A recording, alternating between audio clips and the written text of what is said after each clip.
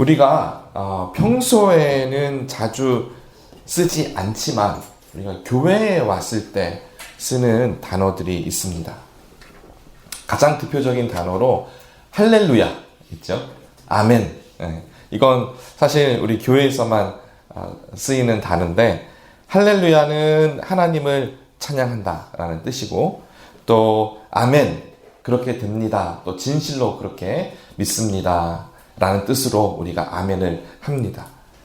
또 교회에서만 쓰는 단어들 중에 직분들의 단어들도 있죠.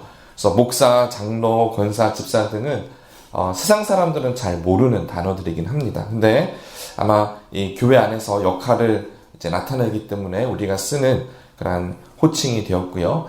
이외에도 예배에 관련된 단어들이나 성경에 기록된 단어들은 교회에서는 쓰이는데 보통 평소에는 잘 쓰지 않는 그런 단어들이죠. 주여라는 단어도 그런 것 중에 하나인 것 같습니다. 근데 이렇게 확실하게 교회에서 쓰이는 단어, 또 평소에 쓰는 단어, 이렇게 구분이 되는 것도 있는데, 약간 구분되지 않는 것들도 있어요. 예를 들면은 사랑합니다, 찬양합니다, 영광을 돌립니다, 이러한 것은 사실 평소에 우리가 다른 상황 속에서 쓰일 수 있는 단어들인데, 특별히 이 단어들, 우리가 사랑합니다, 찬양합니다, 영광을 돌립니다 라는 단어는 예배 때 혹은 우리가 기도할 때 하나님에게 드리는 그런 표현을 이렇게 사용을 하게 됩니다. 근데 이 중에서도 가장 애매한 단어가 있는데 은혜라는 단어예요. 그래서 은혜 받았습니다, 참 은혜롭습니다, 이렇게 말하면 도대체 이게 은혜를 받았다는 게 무슨 뜻인지 정말 여러 가지 상황 속에서 적용이 되죠. 감정적으로 감동을 받았다라는 데 쓰이기도 하고, 또 몰랐던 사실을 크게 깨달았을 때 우리 은혜 받았습니다 라는 표현을 하기도 합니다. 근데 이 은혜라는 단어의 원래 뜻은 하나님이 주신 선물이에요. 선물을 받았습니다. 하나님의 호의를 베푸셨다.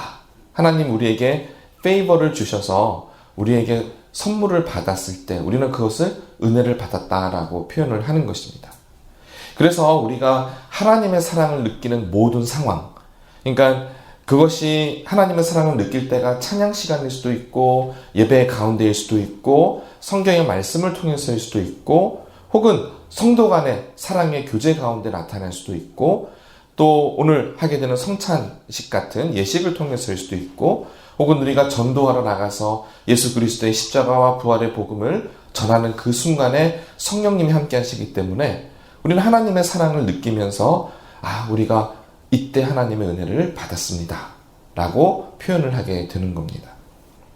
오늘 함께 나눌 성경 말씀 본문 에베소서 1장 전반부 14절까지의 말씀을 보시면 사도 바울이 옥중에 있을 때 쓴 편지입니다. 그래서 옥중 서신 중에 하나고요.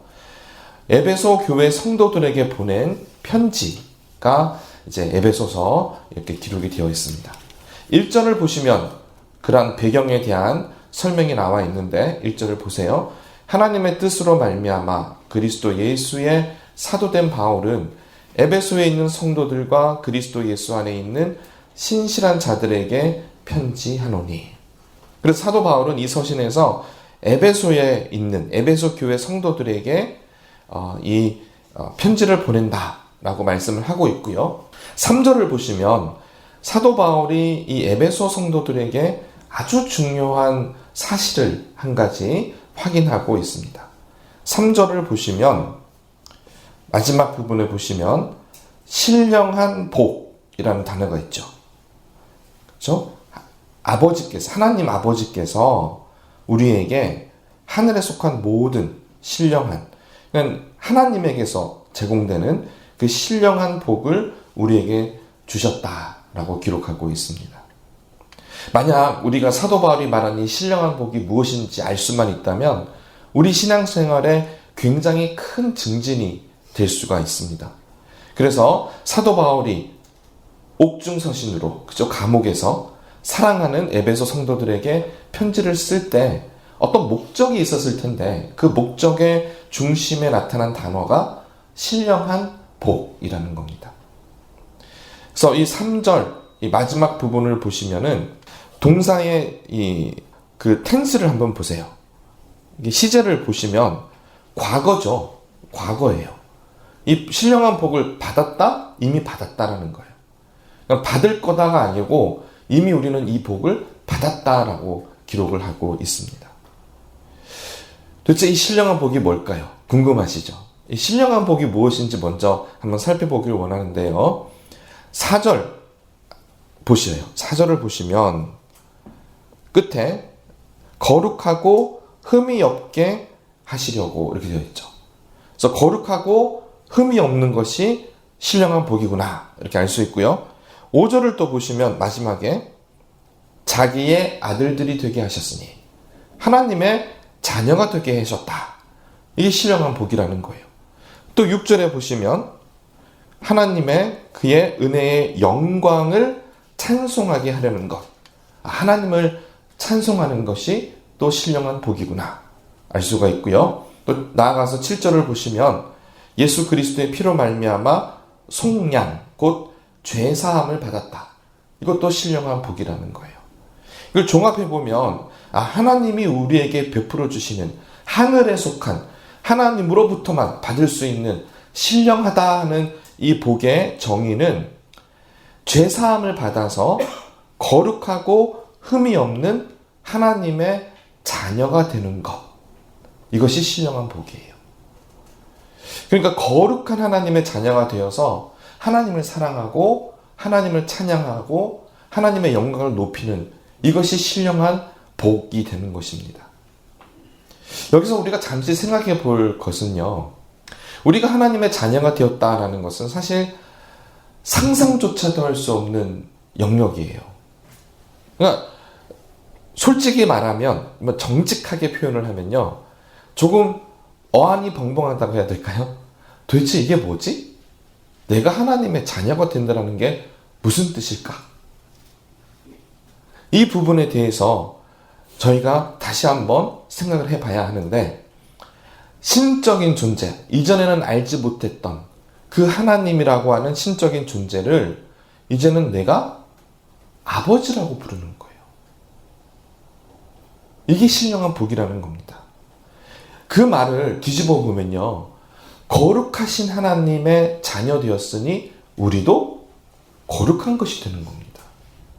근데 실상은 우리가 거룩하지 않은 것 같아서 되게 많이 속상하잖아요. 근데 하나님은 이미 과거 시제로 아니다. 너는 이미 이 신령한 복을 받았다. 너는 내 아들이고 내 딸이다. 라고 우리의 정체성을 확인해 주고 계세요.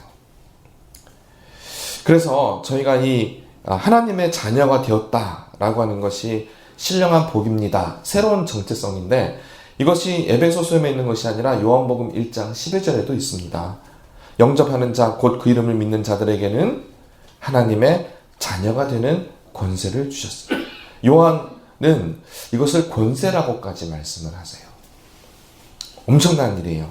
그래서 하나님의 자녀가 된다는 것을 우리가 좀 다시 한번 생각을 해봐야 되는데 이것은 신적인 거룩하신 신적인 존재이신 거룩한 하나님과 나와의 관계를 정의하는 거예요.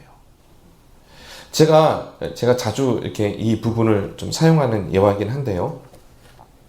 제 아들과 오래전에 이런 대화를 한 적이 있습니다. 그때 벌써 오바마 대통령 때예요. 아주 오래전인데 첫째 아이에게 아직 아이가 어릴 초등학교생일 때 제가 물었습니다. 야, 너는 오바마 대통령을 아니? 안 돼요. 아주 자신 있게 알고 있대요. 그러면 오바마 대통령은 너를 아니? 그랬더니 모르겠대요. 그래서 다시 질문을 했습니다. 엄마는 너를 아니? 당연히 안다라는 거예요. 그러니까 저희가 하나님을 안다라고 하는 것은 우리가 어떤 지식적으로 어떤 사람을 아는 것이 아니라 부모와 자녀의 관계처럼 그렇게 내가 그 사람을 알고 그 사람도 나를 아는 것, 하나님이 나를 알고 나도 하나님을 아는 그 관계를 말씀하고 있는 거예요. 근데 저희가 하나님은 너무나 위대하시고 광대하시고 거룩하시고 우리는 너무 보잘것 없어서 저 같은 존재가 어떻게 하나님을 알 수 있습니까? 라고 말할 수 있지만 한번 생각해 보시면 갓난아기도요 부모를 알아요. 엄마를 구분해요.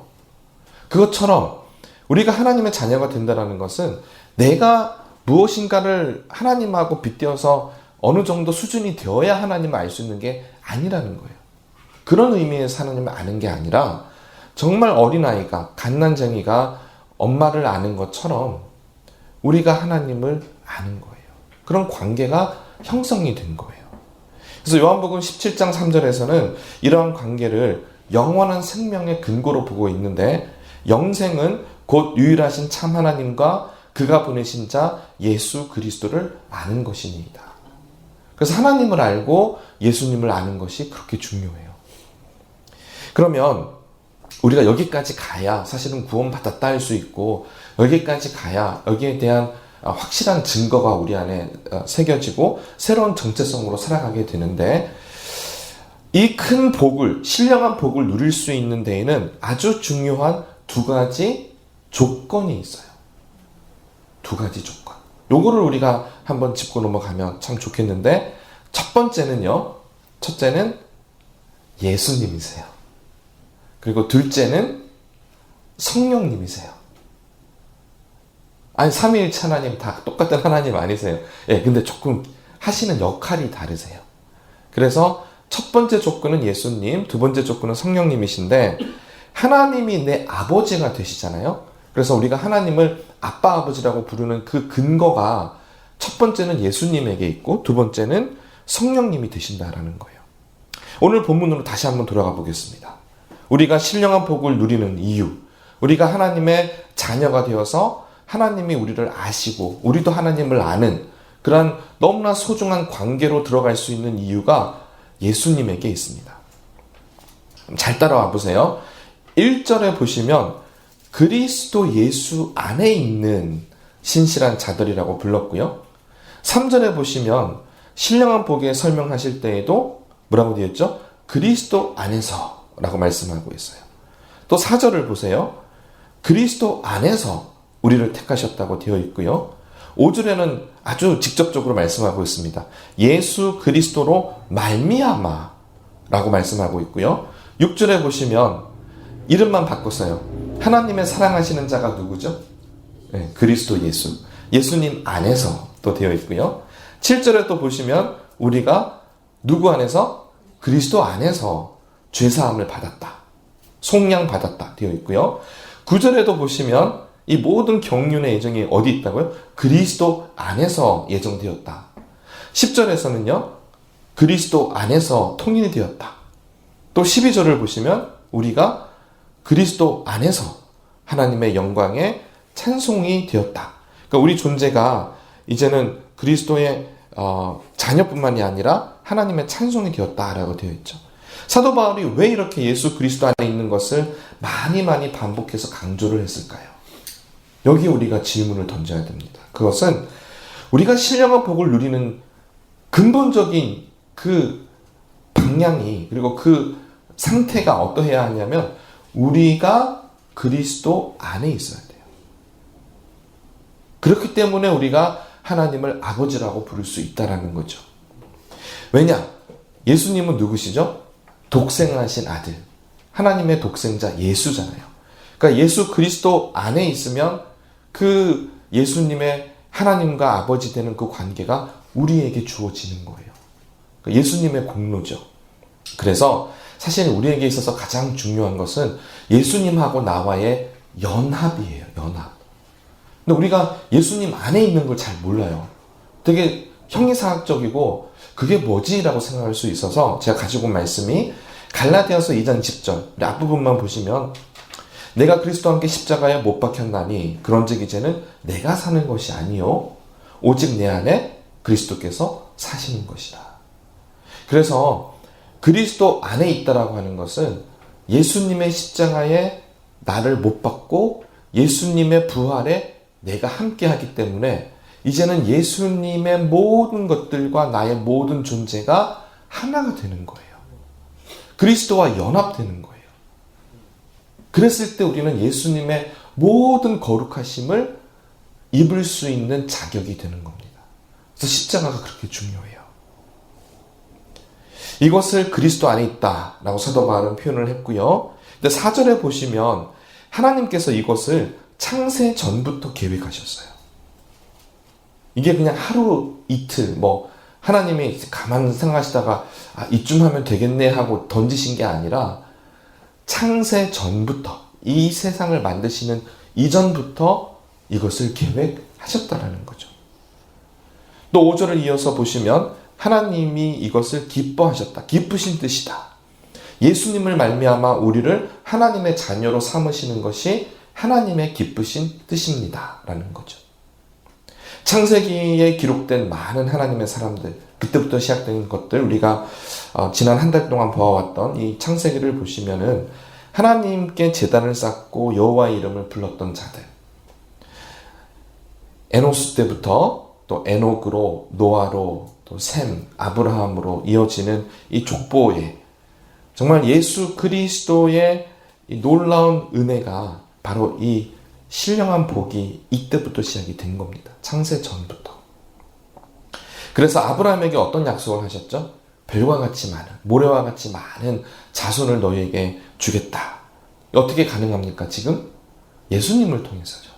그러니까 예수님을 믿는 모든 자들이 우리가 하나님 안에서 식구가 되었으니까 우리는 하나님 안에서 모든 아브라함, 여호와 이름을 부른 그 창세 때, 창세기 기록된 그 사람들까지도 우리가 포함이 되는 것입니다. 우리가 하나님을 아버지라 부를 수 있는 신령한 복의 첫 번째 조건이 그리스도와의 연합에 있다면 두 번째 조건은 성령님의 보증이세요. 개런티예요. 여러분, 개런티 언제 하세요? 그러니까 그거를 내가 받으면 거기에 대해서 내가 약속을 한다는 뜻이잖아요. 미국에서 개런티가 되게 중요하잖아요. 그렇죠? 그래서 어떤 계약을 했을 때에도 미리 딱 주면서 이 약속이 이행될 것을 내가 이걸로 보증을 삼게. 이게 개런티잖아요. 성령님이 그러한 우리의 약속이 되시는 겁니다. 그러니까 예수님을 믿고 나면 우리 안에 성령님이 내재하세요. 여기 믿지 않는 사람들하고 믿는 사람들 사이에서 가장 이해하기 어려운 부분이 이 부분이에요. 예수님을 믿는 순간 우리 안에 성령님이 내재하시는데 눈으로 확인될 수는 없어요. 하지만 성령님 우리 안에 계시기 때문에 믿는 자들은 하나님을 아버지라 부르는 게 이상하지가 않은 거예요. 그리고 그 새로운 정체성이 우리 안에 생겨나기 시작하는 거죠. 이게 놀라운 성령님의 역사하심입니다. 13절에 보시면 성령님을 뭐라고 불렀냐면 약속의 성령이라고 불렀고요.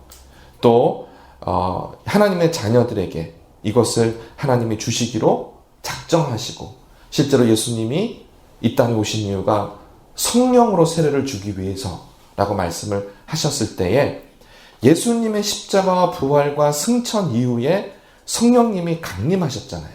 오순절날.